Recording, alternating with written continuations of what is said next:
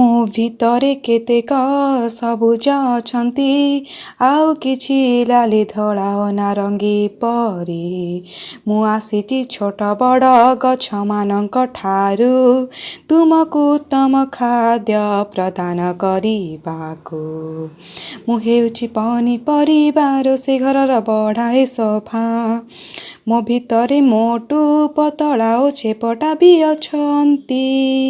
ଏହା ସହିତ ଲମ୍ବା ଓ ଗୋଲାକୃତି ରହିଛି।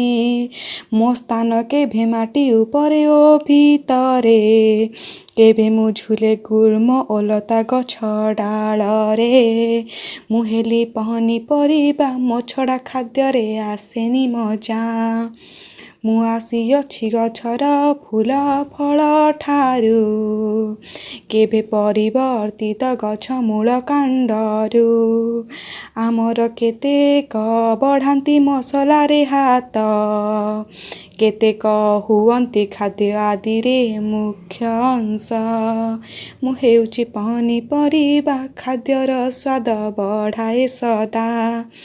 ମୋତେ ନେଇ ବନିଲେ ଘରେ ସନ୍ତୁଳା ଥରେ, ଯାଏ ନାହିଁ କାହାର ତଣ୍ଟି ତଳକୁ ତିଳେ।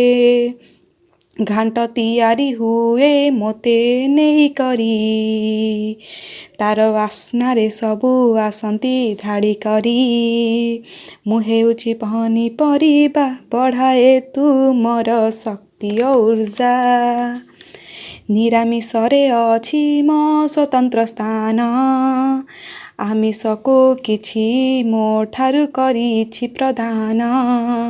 ଶୀତ ଋତୁ ବଜାରରେ ମୁଁ ମିଳେ ଅଧିକ, କୋବି ବିନ ବରଗୁଡ଼ି ହୋଇ ମିଶ୍ରିତ।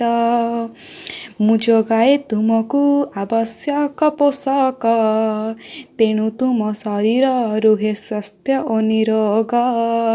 ମୁଁ ହେଉଛି ପନିପରିବା, ତୁମକୁ ଦେଉଛି ସୁନ୍ଦର ତ୍ୱଚା।